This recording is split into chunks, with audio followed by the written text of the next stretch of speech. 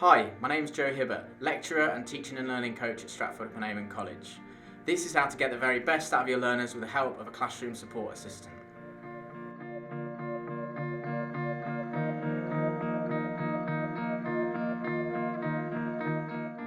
Throughout the course of the year with Mandy and I, particularly when looking at the scheme of work, so the coursework the students are going to be doing throughout the year, and before we've even gone ahead and started the first lesson, we will look through the scheme of work together.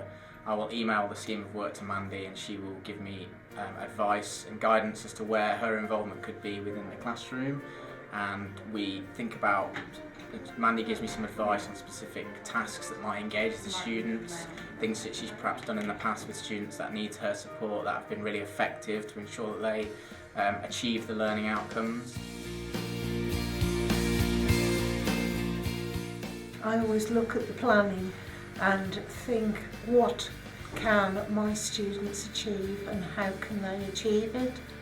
And I talk to Joe and I ask him to adapt certain aspects of the work so that they can achieve what they're supposed to achieve.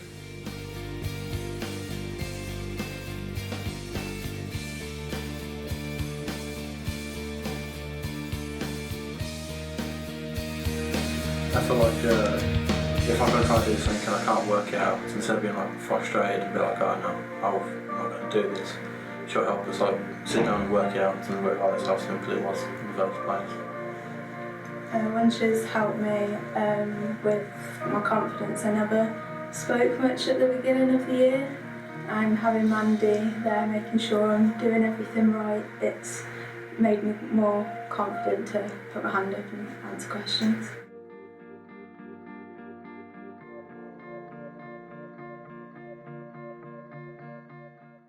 One of the ways we found that is key to working is ensuring that the planning is robust and that we've gone through it thoroughly, so that during the actual lesson time itself we don't really communicate with each other a great deal.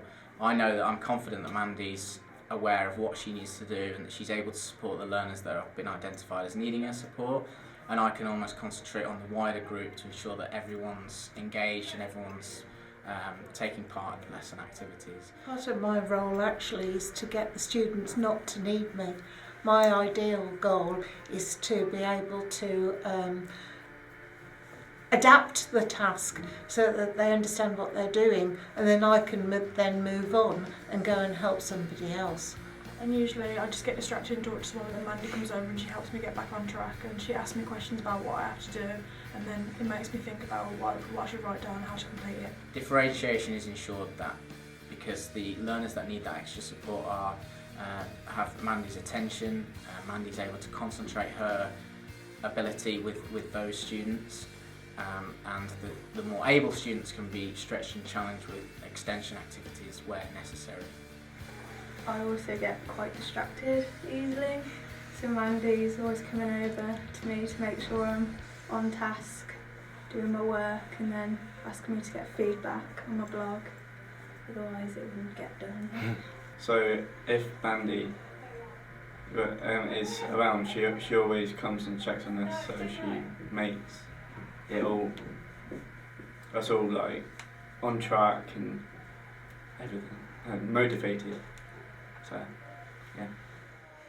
yeah. So I think the key really is that just the relationship that we've developed in terms of the lecturer-CSA relationship is something that takes place throughout the whole year. It's not just within those lessons. It's the entire planning stages, all the way through to the activities we do in lesson, and then like as Mandy said earlier, about evaluating what happens every single session, what went well, what worked, who isn't achieving what we want them to achieve, what's the reasons behind that.